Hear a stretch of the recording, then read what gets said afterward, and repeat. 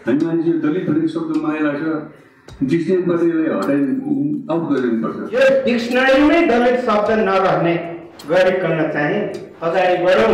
जबसम्म हामी दलित भन्ने शब्द प्रयोग गर्न रोक्दैनौँ तबसम्म हाम्रो केही लाग्दैन। नेपाली वर्ण व्यवस्थाबाट नै दलित भन्ने शब्द हटाइनुपर्छ। दलित भनेर बोलाउँदा तपाईलाई कस्तो लाग्छ होला? के दलित भन्ने शब्द नै जातीय विभेदको जड हो त? शब्द प्रयोग नगर्दैमा जातीय विभेदको अन्त्य हुन्छ? यदि यो शब्द आपत्तिजनक नै छ भने हामी अझै पनि किन प्रयोग गर्छौं? यो शब्दको व्युत्पत्ति कहाँ र कसरी भयो र यसको अर्थ नै के हो?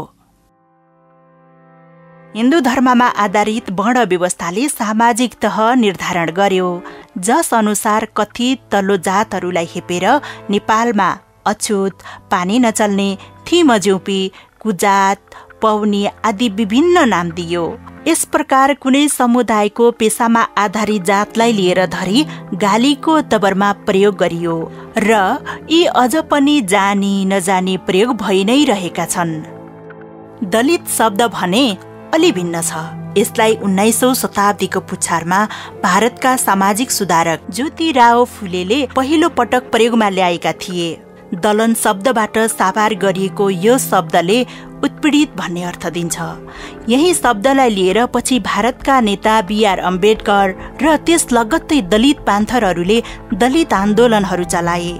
यस क्रममा दलित शब्दले हिन्दू समाजमा अछुत भनेर वर्गीकृत गरिएका विभिन्न जातहरूलाई साझा छाता मुनि ल्याउन पुग्यो।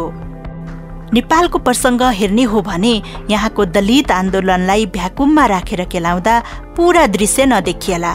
यसमा भारतमा भएका आन्दोलनहरू र विशेष गरी अम्बेडकरको ठूलो प्रभावलाई नकार्नै मिल्दैन। दलित शब्दको प्रयोग त्यही प्रभावको उपज हो। नेपालमा दलित शब्द 2011 सालदेखि प्रयोगमा आएको उल्लेख भएको पाइन्छ। यद्यपि सांगठनिक रूपमा 2024 सालमा गठन भएको नेपाल राष्ट्रिय दलित जनविकास परिषदको नाममा प्रयोग गरियो। त्यसपछि दलित शब्द यहाँ पनि आन्दोलन तथा सामाजिक एवं राजनीतिक क्षेत्रमा स्थापित हुन पुग्यो। नेपालको संविधानले समेत दलित शब्दलाई स्थापित गरेको छ। यहाँ पनि दलित अन्तर्गत विभिन्न उपसमूहहरू रहेका छन् र यी सबै समूहहरूको साझा पहिचानको रूपमा दलित शब्दको प्रयोग गरिन्छ। दलित शब्द दलितहरूको आन्दोलनबाट निर्माण भएको शब्द हो। यो कसैले अरूले दिएको शब्द भनेको त अछुत हो नि, र मुख्य कुरा त आन्दोलनबाट निर्मित भएको यो गर्वको एउटा आफ्नो परिचय हो, सङ्घर्षशील बिम्ब हो। यही विषयमा आहुति आफ्नो किताब नेपालमा वर्ण व्यवस्था र वर्ग सङ्घर्षमा लेख्छन्, दलित भन्नु आफू तल भएको स्वीकार गर्नु होइन, बरु आफूलाई अत्याचार गरिएको छ भन्नु हो। जसरी ब्ल्याक भन्ने शब्द पछाडि संयुक्त राज्य अमेरिकामा शताब्दीयौंदेखिको उत्पीडन, त्यस विरुद्धको सङ्घर्ष र पहिचानको गर्व लुकेको छ, दलित शब्दमा पनि त्यही मर्म। यसले राजनीतिक, सामाजिक, सांस्कृतिक अस्तित्व बोकेको छ। कैयौं अछुत भनेर वर्गीकृत गरिएका उत्पीडित जाति र समाजको साझा पहिचान बनेको छ दलित शब्द।